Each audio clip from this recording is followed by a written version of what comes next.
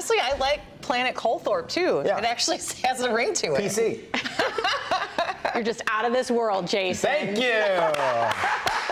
So here's a look at today's forecast with the melting meter. We are cranking up the heat and humidity, and so if you're going to try to stay cool with maybe some ice cream, I mean, it's hard to be as cool as Jason Colthorpe, but if you're going to grab some ice cream, you're going to need it quick. You need to eat it quickly today because that heat and humidity on the rise, and that's going to result in some melting. So high temperatures, we're going to be right around that 90-degree mark today and feeling like mid-90s with the heat indices. So uncomfortable once again today.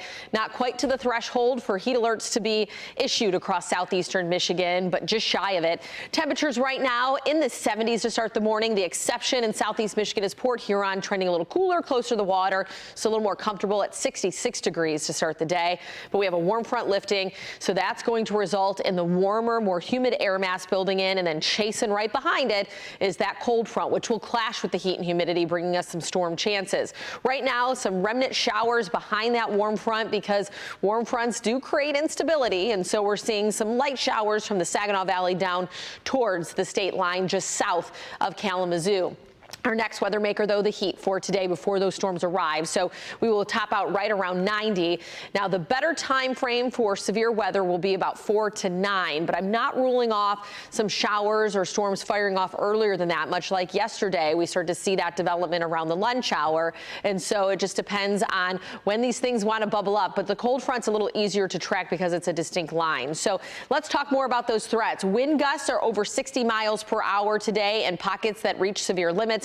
And that's all of southeastern Michigan under that level 2 risk. Low threat for hail and tornadic activity, but we could see flooding with some really heavy downpours in the forecast, and that's going to be impacting the afternoon and evening. And given that the Tigers game is a 7-10 first pitch against the Twins, that could impact the game over at Comerica Park. Now, showers will be dropping those temperatures in the 80s for the start of the game if it was to start on time, and 70s by game's end. But make sure if you have tickets that you're keeping a close eye on if there is a rain delay or a postponement. So clouds and radar, walking you through the timeline for today.